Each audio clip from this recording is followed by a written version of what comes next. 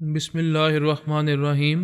گمنام ہیروز کے معزز ناظرین، السلام علیکم۔ آئیے چلتے ہیں کہانی کی طرف۔ وہ کلپنا کے نام سے کپڑے کی ایک گڑیا بنا کر سمندر کے کنارے لے گیا تھا۔ جب اس کا جادو مکمل ہو جاتا تو وہ آخر میں ایک سوئی کپڑے کی گڑیا کے سر میں پیوست کرتا، جس کے نتیجے میں کلپنا کا دماغ بے حس ہو جاتا۔ وہ اپنا اچھا برا کچھ سوچ نہ پاتی۔ بھیما اپنی آتما شکتی سے اور خیال خونی سے اس کے دماغ کو اپنے قابو میں نہ رکھ پاتا اور جسونت پال اپنی من مانی کرتا رہتا، لیکن بھیما کے آگے جسونت پال کا جادو کمزور پڑ گیا۔ اس نے کپڑے کی گڑیا کے سر میں ایک سوئی چبوئی، لیکن بھیما کے منتر کلپنا کے دماغ پر حاوی ہو چکے تھے۔ وہ سمندر کے ساحل سے اپنی کوٹھی میں واپس آیا، پھر بند دروازے کے پاس پہنچ کر بولا، میں یہ تو مان گیا کہ تمہاری جادوئی شکتی مجھ سے زیادہ ہے، لیکن تم بھی مان جاؤ گی کہ میری ماں تم سے زیادہ زبردست ہے۔ وہ صرف میری نہیں، شیطان کی بھی ماں ہے۔ میں نے اسے بلایا ہے، وہ کل دوپہر کی فلائٹ سے آنے والی ہے۔ اور وہ آ گئی تھی۔ کرشما اور پدمنی اس کا انتظار کر رہی تھی، اور اس نے پدمنی کی خیالات سے اس کا حلیہ معلوم کیا۔ معلوم ہوا وہ بہت ہی بدصورت ہے۔ پہلے کبھی خوبصورت رہی ہوگی، لیکن جوانی سے بڑھاپے تک کالا جادو کرتے کرتے کالی چڑیل بن گئی ہے۔ 2 برس پہلے وہ اپنے بیٹے اور بیٹی سے کہہ کر گئی تھی کہ وہ ایک زبردست جادوئی شکتی حاصل کرنے کے لیے برما کے جنگلات میں جا رہی ہے۔ جب تک وہ شکتی حاصل کرنے میں کامیاب نہیں ہوگی، واپس نہیں آئے گی۔ وہ فون کے ذریعے اپنے بیٹے اور بیٹی سے رابطہ رکھتی تھی۔ پچھلی رات جسونت پال نے فون پر بات کی اور اسے اپنی مدد کے لیے بلایا، تو اس نے کہا تم فون نہ کرتے تب بھی میں ضرور آتی، میں وہ زبردست شکتی حاصل کر چکی ہوں۔ اس نے کہا ماں تم اپنے بچوں کے لیے بھی پراسرار بنتی جا رہی ہو، ہمیں اب تک نہیں بتایا ہے کہ تم نے کون سی زبردست شکتی حاصل کی ہے۔ ذرا صبر کرو، میں آ رہی ہوں، جب سامنے آؤں گی تو میری شکتی دیکھ کر حیران رہ جاؤ گے۔ کرشما اور پدمنی پورس سے کچھ فاصلے پر بیٹھی اس کا انتظار کر رہی تھیں۔ انہوں نے اب تک پورس کو نہیں دیکھا تھا۔ ایسے وقت کسٹم افسر کے دفتر سے ایک نہایت حسین و جمیل دوشیزہ ٹرالی میں سامان رکھے باہر آئی۔ پورس سفر کے دوران میں اسے طیارے میں دیکھ چکا تھا، اگرچہ اس کا حسن قابل دید تھا، لیکن پورس نے اس میں کشش محسوس نہیں کی تھی۔ اس نے سوچا وقت گزارنے کے لیے سفر کے دوران میں دوستی رکھی جائے، اس طرح شاید اس سے دلچسپی پیدا ہو جائے گی، لیکن وقتی طور پر دوستی کرنے کے لیے بھی اس پر دل مائل نہیں ہوا۔ وہ سینہ ٹرالی دھکیلتی ہوئی کرشما اور پدمنی کے سامنے آئی، پھر بولی، کرشما میری جان، تم ماں کا انتظار کر رہی ہو، کیا اپنی ماں کو پہچانتی ہو؟ وہ دونوں اٹھ کر کھڑی ہو گئیں۔ کرشما نے پوچھا تم کون ہو؟ یہ کیسے جانتی ہو کہ میں اپنی ماں کا انتظار کر رہی ہوں؟ حسینہ نے کہا میری جان اپنا ہاتھ میرے ہاتھ میں دو۔ اس نے خود ہی کرشما کا ہاتھ اپنے ہاتھ میں لیا، پھر اس کے ہونٹ یوں ہلنے لگے جیسے زیر لب منتر پڑھ رہی ہو۔ کرشما نے سحر زدہ ہو کر کہا تم میری ماں کی آواز اور لب و لہجے میں بول رہی ہو۔ اپنا ہاتھ تمہارے ہاتھوں میں دے کر ایسا لگ رہا ہے جیسے میں اپنی ماں کی آغوش میں آ گئی ہوں۔ پھر وہ حسینہ کے گلے لگ کر بولی ماں تم میری ماں ہو، میں نے تمہیں پہچان لیا ہے، تم پلاسٹک سرجری کے ذریعے حسین اور جوان بن کر آئی ہو۔ وہ بولی پلاسٹک سرجری کے ذریعے چہرہ بدلتا ہے، جسم نہیں بدلتا۔ 2 برس پہلے میں یہاں سے گئی تو دبلی پتلی تھی، ہڈیوں کو ڈھانچہ لگتی تھی، کیا دنیا کا کوئی ڈاکٹر مجھے صحت مند اور جوان بنا سکتا ہے؟ اس نے حیرانی سے پوچھا پھر یہ کیا ہے، تم ایک دم کیسے بدل گئی ہو؟ تمہاری جوانی کی تصویریں گھر میں ہیں، اس لیے میں نے پہچان لیا ہے، کوئی دوسرا کبھی یقین نہیں کرے گا کہ تم 52 برس کی ہو اور ہماری ماں ہو۔ یہ بات زبان پر نہ لاؤ کہ میں تمہاری ماں ہوں، تم اور جسونت آج سے مجھے سسٹر کہا کرو گے۔ مگر یہ کیسے ہو گیا؟ میں نے کہا تھا ایک زبردست شکتی حاصل کرنے جا رہی ہوں، اور وہ میں حاصل کر چکی ہوں۔ میں جب بھی بوڑھی ہونے لگوں گی تو خود کو جوان بنا لیا کروں گی۔ ماں اب تو تم شادی کرو گی، ہمارے لیے دوسرا باپ لاؤ گی۔ میں نے ابھی سمجھایا ہے مجھے ماں نہیں بہن کہو۔ بہن کے رشتے سے تمہارے لیے ایک جیجا جی پسند کر چکی ہوں۔ کیا سچ؟ وہ کہاں ہے؟ کیا برما میں ہے؟ یہاں ہے، میں نے اسے طیارے میں دیکھا، پھر دیکھتے ہی اس پر دل آ گیا۔ اس فلائٹ کے تمام مسافر جا چکے ہیں، تم نے اسے دوستی نہیں کی؟ میں اپنی شکتی سے اسے اپنی طرف مائل کرتی رہی، اس نے مجھے کئی بار دیکھا، نامعلوم کیوں میری طرف نہیں آیا۔ یوں بھی اس کی سیٹ مجھ سے دور تھی، لیکن میں نے ایک ایسا منتر پڑھا ہے جس کا اثر اس پر ہو چکا ہے، وہ مجھ سے دور جانے کے قابل نہیں رہا ہے۔ تمام مسافر جا چکے ہیں، مگر میرے کالے جادو نے اسے یہاں بٹھا رکھا ہے۔ کرشما نے خوش ہو کر پوچھا کہاں ہے وہ؟ اس نے پورس کی طرف اشارہ کیا۔ کرشما اور پدمنی اسے دیکھنے لگی۔ پورس پدمنی کے دماغ میں رہ کر ان کی باتیں سن رہا تھا۔ اس کی سوچ بتا رہی تھی کہ مائی جمنا پورس پر عاشق ہو گئی ہے اور معشوق بننے کے لیے اپنے کالے جادو کے ذریعے اسے وہاں بٹھا رکھا ہے۔ پورس نے حیرانی سے سوچا کیا میں اس کے کالے جادو کے اثر سے یہاں بیٹھا ہوا ہوں؟ یہ کیسے ہو سکتا ہے؟ مجھے تو کرشما کی کشش نے یہاں روک رکھا ہے۔ پھر کرشما اور اس کی خاندانی حالات اتنے دلچسپ ہیں کہ میں مسلسل معلومات حاصل کرنے میں مصروف ہو گیا ہوں۔ پارس، پورس، علی، فہمی، ثانی اور سباتلا کے دماغوں پر روحانی عمل کیا گیا تھا، جس کے نتیجے میں دشمن ٹیلی پیتھی جاننے والے ان کے دماغوں میں پہنچ کر چور خیالات نہیں پڑ سکتے تھے۔ ان کے دماغ کسی کالے عمل سے بھی متاثر نہیں ہو سکتے تھے۔ پورس وہاں واقعی کرشمہ کی خاطر بیٹھ گیا تھا اور مائی جمنا خوش فہمی میں مبتلا تھی کہ پورس اس کے زیر اثر آ گیا ہے۔ وہ تینوں اس کی طرف آنے لگیں۔ پورس نے یوں ظاہر کیا جیسے وہ وہاں سے جانے والا ہو۔ کرشمہ نے آواز دی، مسٹر ڈسٹمنٹ۔ وہ رک کر انہیں سوالیہ نظروں سے دیکھنے لگا۔ وہ اس کے قریب آ گئیں۔ کرشمہ نے کہا، تم یہاں بہت دیر سے بیٹھے ہو، کیا کسی کا انتظار ہے؟ وہ کچھ پریشان سا ہو کر بولا، کچھ سمجھ میں نہیں آ رہا، میری یادداشت کو کیا ہو گیا ہے؟ مجھے یاد نہیں آ رہا ہے کہ میں ممبئی کیوں آیا ہوں۔ اگر میرا مکان یہاں ہے تو وہ کہاں ہے؟ مائی جمنا خوش ہو گئی۔ اس کے جادو نے اثر دکھایا تھا۔ وہ مسافے کے لیے ہاتھ بڑھا کر بولی، میرا نام جمنا کماری ہے۔ میرا نام شہباز ہے۔ اس نے مسافہ کیا، پھر کہا، یہ تمہارا ہاتھ بہت... جمنا مسکرا کر بولی، بہت خوبصورت ہے۔ مجھ سے ہاتھ ملانے والے سبھی لوگ یہی کہتے ہیں۔ وہ فوراً ہی اس کے ہاتھ سے اپنا ہاتھ چھڑاتے ہوئے بولا، خوبصورت تو ہے مگر بہت وہ ہے۔ کیا ہے؟ کیا بتاؤں، بہت عجیب سا ہے۔ دیکھنے میں بھرپور صحت مند جوان ہاتھ ہے، مگر ہاتھ ملاتے ہی یوں لگا جیسے پلپلا ہے۔ گوشت کم اور ہڈیاں زیادہ ہیں، جیسے کسی بوڑھی عورت کا ہاتھ ہوتا ہے۔ وہ ایک دم سے چونک گئی، پریشان ہو کر اپنے اس ہاتھ کو دوسرے ہاتھ سے چھو کر محسوس کرنے لگی۔ کرشمہ نے ناگواری سے کہا، کیا بکتے ہو؟ میری بہن کا ہاتھ تمہیں کسی بوڑھی کا ہاتھ لگ رہا ہے؟ جمنا کے دل میں اندیشہ پیدا ہوا، کیا میں اندر سے بوڑھی ہوں؟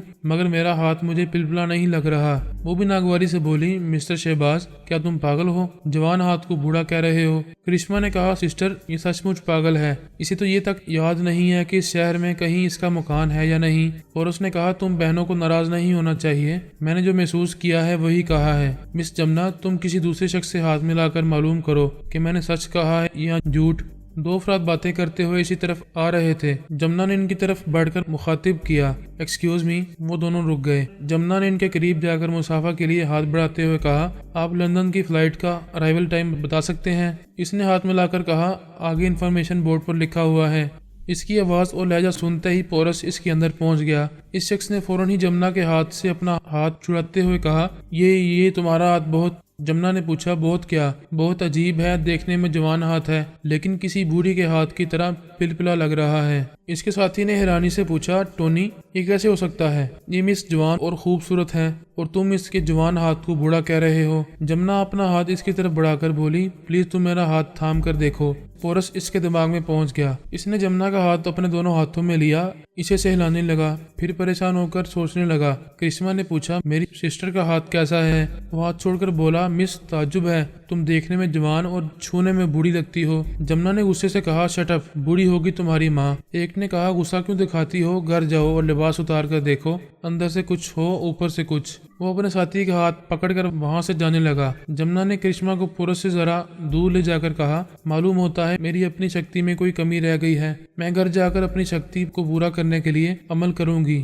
مگر اس جوان کو ساتھ لے چلو، میرا دل اس پر آ گیا ہے۔ تم فکر نہ کرو، میں اسے جانے نہیں دوں گی۔ ادھر پورس نے پدمنی سے پوچھا، کیا تم بھی ان دونوں کی بہن ہو؟ پدمنی نے جواب دیا، میں ان کی ملازمہ ہوں مگر مجھے بہن بنا کر رکھتے ہیں۔ کیا سچ مچ جمنا بہن کا ہاتھ بوڑھی عورت جیسا ہے؟ مجھ سے کیا پوچھتی ہو؟ دوسرے دو آدمیوں نے بھی تمہاری جمنا بہن کو اندر سے بوڑھی کہا ہے۔ جب وہ گھر میں لباس بدلتی ہوگی تو تم اسے دیکھتی ہوگی۔ پلیز سچ کہو، وہ اوپر سے جیسی ہے ویسی اندر سے نہیں ہے نا؟ وہ پریشان ہو کر بولی، میں کچھ نہیں جانتی۔ وہ آگے کچھ نہ کہہ سکی۔ وہ دونوں قریب آ گئیں۔ کرشمہ نے کہا، شہباز، میں اپنی سسٹر کا ہاتھ پکڑ کر دیکھ چکی ہوں، یہ تو بھرپور جوان ہاتھ ہے۔ پورس نے کہا، اس سلسلے میں کیا کہہ سکتا ہوں؟ تم ایک لڑکی ہو، تمہارے چھونے اور ایک مرد کے چھونے میں بہت فرق ہوتا ہے۔ بہرحال اس بات کو جانے دو، مس جمنا بہت ہی حسین اور دلکش ہیں۔ میں ایک حسین لڑکی کا دل دکھانے کی معافی چاہتا ہوں۔ جمنا خوش ہو کر بولی، میں ایک شرط پر معاف کروں گی، تمہیں ہمارے ساتھ چلنا ہوگا۔ میں تم بہنوں کے ساتھ کہاں جاؤں گا؟ ہمارے گھر، کیونکہ تم اپنے گھر کا راستہ بھول گئے ہو۔ کرشمہ نے کہا، ہمارے ساتھ رہو، بعد میں تمہارا گھر تلاش کریں گے، مجھے کہیں نہ کہیں جا کر رہنا ہے۔ تم دونوں اصرار کر رہی ہو تو تمہارے ساتھ ہی رہوں گا۔ وہ ان کے ساتھ ایئرپورٹ کی عمارت کے باہر آیا۔ کرشمہ کار لے کر آئی تھی۔ اس کار میں ممبئی سے گوا تک ایک لمبا سفر شروع ہونے والا تھا۔ جمنا کار کی پچھلی سیٹ پر پورس کے ساتھ بیٹھنا چاہتی تھی۔ اس سے پہلے ہی وہ بولا، دیکھو جمنا، برا نہ ماننا، میں تمہارے بالکل قریب رہنا چاہتا ہوں۔ وہ خوش ہو کر بولی، اس میں برا ماننے کی کیا بات ہے؟ بات یہ ہے کہ تمہارے قریب رہنے سے عجیب سی بو آتی ہے، جیسے پورا پکا ہوا پھل رکھا ہے اور کوئی اسے نہ کھائے۔ اس پھل کی عمر گزرتی جائے تو اس میں بو آنے لگتی ہے۔ کرشمہ نے کہا تم یہ کہنا چاہتے ہو کہ میری بہن کی عمر گزر گئی ہے؟ میں پھل کی عمر کا حساب بتا رہا ہوں۔ ایک پھل کی تازگی کی مدت ختم ہو جائے تو اس میں سے بو آنے لگتی ہے۔ مجھے افسوس ہے، میری سچی بات بری لگتی ہے۔ کرشمہ نے کہا سسٹر تم خواہ مخواہ اس پاگل کو اپنے ساتھ لے جا رہی ہو۔ جمنا پھر کرشمہ کو پکڑ کر ایک طرف لے گئی اور بولی غصہ نہ کرو، میری نئی شکتی میں ضرور کوئی کمی رہ گئی ہے۔ میں گھر جا کر مخصوص منتروں کا جاپ کروں گی تو پھر کسی مرد کو میرا بدن پلپلا نہیں لگے گا اور میرے اندر سے بڑھاپے کی بو محسوس نہیں ہوا کرے گی۔ ماں تم تو اس جوان پر بری طرح مر مٹی ہو، ٹھیک ہے اسے ساتھ لے چلتے ہیں۔ جمنا نے واپس آ کر پورس سے کہا تم کرشمہ کے ساتھ اگلی سیٹ پر بیٹھو، میرے اندر جو خامیاں ہیں جلد ہی دور ہو جائیں گی، پھر تو میں تمہارے اتنے قریب آؤں گا کہ اس کے بعد کبھی دور نہیں جاؤں گا۔ وہ سب کار میں بیٹھ کر وہاں سے روانہ ہوئے۔ جمنا نے موبائل فون کے ذریعے جسونت پال کو مخاطب کرتے ہوئے کہا میں کرشمہ کے ساتھ آ رہی ہوں، میرے ساتھ ایک خاص مہمان ہے، اس کا نام شہباز ہے، اس کے لیے ہماری کوٹھی میں ایک کمرہ ٹھیک کرا دو، یہ ہمارے ساتھ رہے گا۔ جسونت پال نے کہا ماں وہ نام سے مسلمان لگتا ہے، اس میں ایسی کیا بات ہے کہ وہ ہمارے ساتھ کوٹھی میں رہے گا؟ جمنا بنگالی بھاشا میں اسے بتانے لگی کہ وہ اپنی نئی شکتی کے ذریعے جوان ہو گئی ہے، شہباز کے اور دنیا والوں کے سامنے کبھی اسے ماں نہ کہا جائے، سسٹر کہا جائے۔ جسونت نے ماں کے جوان ہونے پر خوشی کا اظہار کیا، پھر اسے کلپنا کے بارے میں بتانے لگا۔ پورس نے بچپن سے ابتدائی جوانی تک ہندوستان میں زندگی گزاری تھی، وہاں کی کئی زبانیں جانتا تھا، جمنا کی بنگالی بھاشا کو بھی سمجھ رہا تھا۔ اسے معلوم ہو رہا تھا کہ جسونت نے کلپنا نامی کسی لڑکی کو ایک کمرے میں قید کر رکھا ہے۔ وہ کلپنا مر چکی تھی لیکن ایک آتما اس کے اندر سما گئی ہے، اس طرح کلپنا کو ایک نئی زندگی ملی ہے اور جو آتما اس کے اندر سمائی ہوئی ہے وہ جسونت پال کے لیے مسئلہ بنی ہوئی ہے۔ جمنا نے بیٹے کو تسلی دی میں جلد ہی اس کی آتما شکتی کو ختم کر کے تمہاری معمول بنا دوں گی۔ پورس سوچنے لگا پہلے نیلما آتما شکتی کی حامل تھی، وہ فنا ہو چکی ہے، فی الوقت نارنگ اور بیما آتما شکتی رکھتے ہیں، ان دو میں سے کوئی ایک ایسا ہے جو کلپنا کے جسم کے اندر گھسا ہوا ہے۔ اس نے خیال خونی کے ذریعے آمنہ کو مخاطب کیا ماما میں ہوں آپ کا بیٹا پورس، السلام علیکم۔ وعلیکم السلام، خوش رہو بیٹے۔ نارنگ اور بیما کے علاوہ مائی جمنا بھی آتما شکتی کی حامل ہے، کلپنا کے جسم میں بیما کی آتما سمائی ہوئی ہے، اب جاؤ میں عبادت میں مصروف ہوں۔ وہ دماغی طور پر حاضر ہو گیا۔ للی نے زخمی دشمن کا آپریشن کیا تھا، گہری طریقے میں اس کے جسم سے گولی نکال لی تھی، اندھیرے میں دعائیں دیکھی جا سکتی تھی نہ پہچانی جا سکتی تھی۔ اس نے اندازے سے مرہم لگایا تھا اور انجیکشن لگائے تھے، ناممکن کبھی ممکن نہیں ہوتا، پانی میں آگ نہیں لگائی جا سکتی مگر وہ لگا رہی تھی۔ زخمی دشمن کو مرنا ہی تھا، ایسے میں وہ ایک انسانی زندگی کو بچانے کا تجربہ کر چکی تھی، اس کی جان بچا چکی تھی۔ آپریشن کے بعد وہ زندہ تھا اور بے ہوش پڑا تھا، اس انتہائی سرد علاقے میں ٹھنڈی زمین پر پڑا ہوا تھا۔ اسے زیادہ سے زیادہ کمبل میں لپیٹ کر گرمی پہنچانی تھی لیکن گرمی پہنچانے کا کوئی سامان نہیں تھا، وہ بد نصیب زندگی پانے کے باوجود سرد موت سے لڑ رہا تھا۔ افریدی نے کہا تم نے اس کی جان بچا کر اس پر ظلم کیا ہے، یہ مر جاتا تو آپریشن کے بعد کی تکلیف اور ناقابل برداشت سردی کے عذاب سے بچ جاتا۔ وہ بولی مجھے خوشی ہے کہ میں نے تاریکی میں ناممکن کو ممکن بنایا ہے، یہ میری زندگی کا پہلا یادگار کارنامہ ہے، اگر ہم انسانی آبادی میں ہوتے تو اسے خون بھی مل جاتا اور یہ سردی کے عذاب سے بھی محفوظ رہتا، یہاں یہ مقدر کے رحم و کرم پر ہے، جیے گا یا مرے گا۔ افریدی نے محافظ سے پوچھا کیا تم موجود ہو؟ وہ اس وقت افریدی کے دماغ میں نہیں تھا، لیلی کے دماغ میں بھی کوئی نہیں تھا، وہ سب غار کے باہر علی کے پاس پہنچے ہوئے تھے اور معلوم کر رہے تھے کہ ہیلی کاپٹر والے 4 دشمن کہاں رہ گئے ہیں۔ غار میں ایک ہی دشمن تھا، اپنے 4 ساتھیوں کا انتظار کر رہا تھا، ڈینی وغیرہ نے اسے بتایا تھا کہ وہ چاروں اس کی مدد اور افریدی سے مائکرو فلم چھیننے کے لیے آ رہے ہیں، لیکن ان کے آنے میں دیر ہو رہی تھی۔ دراصل اس دوسرے ہیلی کاپٹر کو اترنے کے لیے کوئی مناسب جگہ نہیں مل رہی تھی۔ علی اور دوسرے ساتھی ٹیلی پیتھی جاننے والے پرواز کرنے والے ہیلی کاپٹر کی آواز سن رہے تھے، کبھی کبھی اس کی سرچ لائٹ دکھائی دیتی تھی پھر گہری دھند میں گم ہو جاتی تھی۔ لیلی افریدی کی آغوش میں سمٹ آئی تھی، کانوں میں سرگوشیاں کرنے کے لیے دونوں کے چہرے ایک دوسرے سے لگ گئے تھے۔ افریدی نے کہا تم بڑی دل والی ہو، دشمنوں سے بھی محبت کرتی ہو، تم میری قدر کر رہے ہو، مجھے اپنی محبت دے رہے ہو، یہ میرے لیے بہت بڑا انعام ہے۔ میری زندگی کا یہ عجیب و غریب تجربہ ہے، ہمارے چاروں طرف خطرات منڈلا رہے ہیں اور ہم بڑے اعتماد اور بڑے پیار سے وقت گزار رہے ہیں، ان حالات میں محبتیں ملتی رہیں تو موت سے ڈر نہیں لگتا۔ میرے محبوب مجھے اسی طرح سینے سے لگائے رکھو۔ وہ پہلے ہی سینے سے لگی ہوئی تھی، افریدی اور لگانے لگا جیسے سینے کے اندر چھپا لینا چاہتا ہو۔ میں نے علی سے کہا بیٹے ایسے انتہائی سرد علاقے میں زیادہ دیر نہیں رہنا چاہیے۔ للی برفانی علاقوں میں رہنے کی عادی ہے، تم سخت جان ہو، تمہیں کچھ نہیں ہوگا، لیکن افریدی اپنی زندگی میں پہلی بار ایسی جگہ آیا ہے۔ وہ ناقابل برداشت سردی کو اپنے حوصلے اور قوت ارادی سے برداشت کر رہا ہے، لیکن بیمار ہو سکتا ہے۔ جتنی جلدی ہو سکے اسے وہاں سے نکالو۔ اس نے ہیلی کاپٹر کی آواز سنتے ہوئے کہا پاپا دشمنوں کو اترنے کی جگہ نہیں مل رہی ہے اور ہیلی کاپٹر میرے نشانے پر نہیں آ رہا، اسی لیے دیر ہو رہی ہے۔ ہمارے تمام ٹیلی پیتھی جاننے والے میرے دماغ میں موجود ہیں۔ ہم اپنی پلاننگ میں کچھ تبدیلیاں کر رہے ہیں، ان کا خاطر خواہ نتیجہ نکل سکتا ہے۔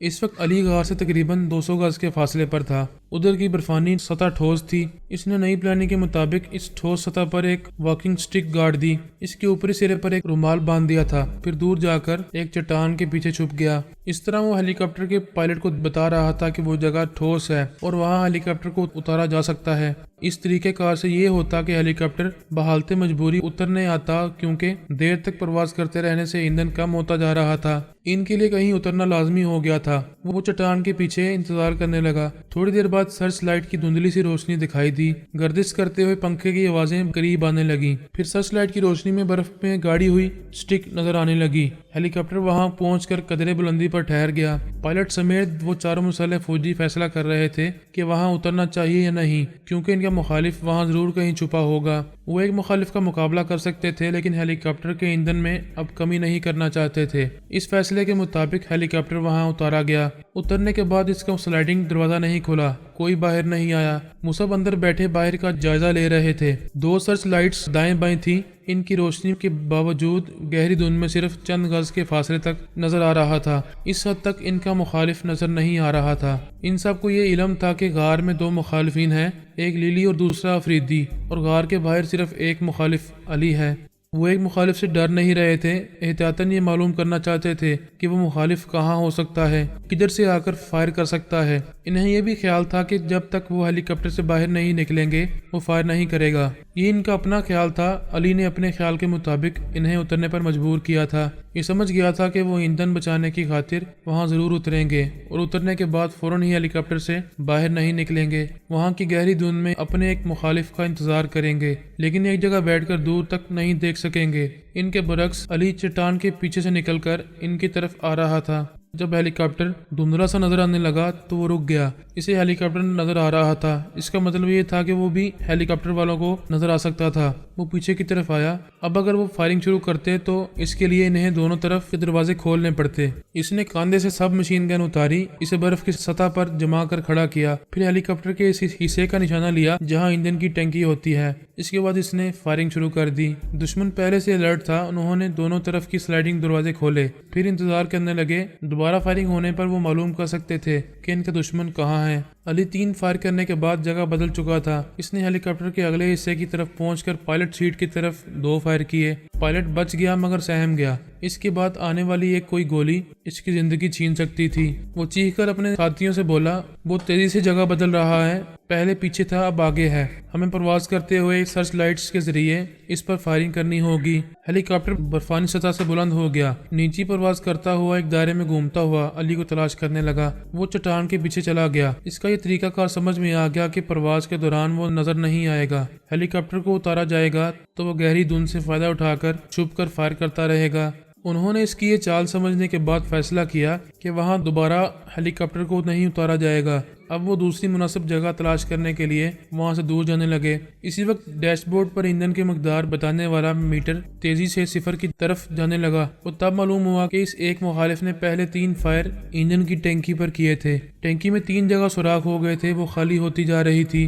وہ اتنی دور آ گئے تھے کہ دوبارہ اس ٹھوس برفانی سطح کی طرف واپس جاتے تو ٹینکی بالکل خالی ہو جاتی۔ ہیلی کاپٹر کہیں بھی گر سکتا تھا۔ جان بچانے کے لیے وہ جہاں پہنچے تھے وہیں نیچے پرواز کر کے رسی کی سیڑھی کے ذریعے نیچے اترنے لگے۔ پہلے ایک فوجی جوان نے سیڑھی کے نچلے حصے پر آ کر صرف 6 فٹ کی بلندی سے برف کی سطح پر چھلانگ لگائی۔ نیچے پہنچتے ہی وہ پیروں کی طرف دھنسنے لگا۔ برف کی سطح کچی تھی، اس کے نیچے پانی ہی پانی تھا۔ اس نے آس پاس کی سطح پر ہاتھ مار کر ڈوبنے سے بچنے کی کوششیں کی، لیکن جہاں ہاتھ مارتا گیا وہاں کی کچی سطح ٹوٹتی گئی۔ کوئی اسے برف کی نامعلوم تہہ میں ڈوبنے سے نہ بچا سکا۔ اپنے ساتھی کی عبرتناک موت دیکھ کر پھر کسی نے نیچے اترنے کی ضرورت نہیں کی۔ رسی کی سیڑھی اوپر کھینچ لی گئی۔ پائلٹ ہیلی کاپٹر کو بلند کر کے آگے جانے لگا تو پنکھے کی گردش تھمنے لگی۔ انجن جھٹکے کھاتے ہوئے بند ہو رہا تھا۔ موت زندگی کو آگے بڑھنے سے روک رہی تھی۔ علی نے چٹان کے پیچھے سے نکل کر دیکھا، دور سرچ لائٹ نظر آتے آتے برف کی کچی سطح میں دنس گئی تھی۔ پھر وہ لائٹ نظر نہیں آئی۔ پورے ہیلی کاپٹر کے ساتھ دنسنے والے آخری بار چیخ رہے ہوں گے، لیکن تیز و تند ہواؤں کے شور میں ان کی چیخوں کا دم گھٹ گیا تھا۔ علی واکنگ سٹک کی نوک کو برف کی سطح پر ٹیکتے ہوئے غار کی طرف جانے لگا۔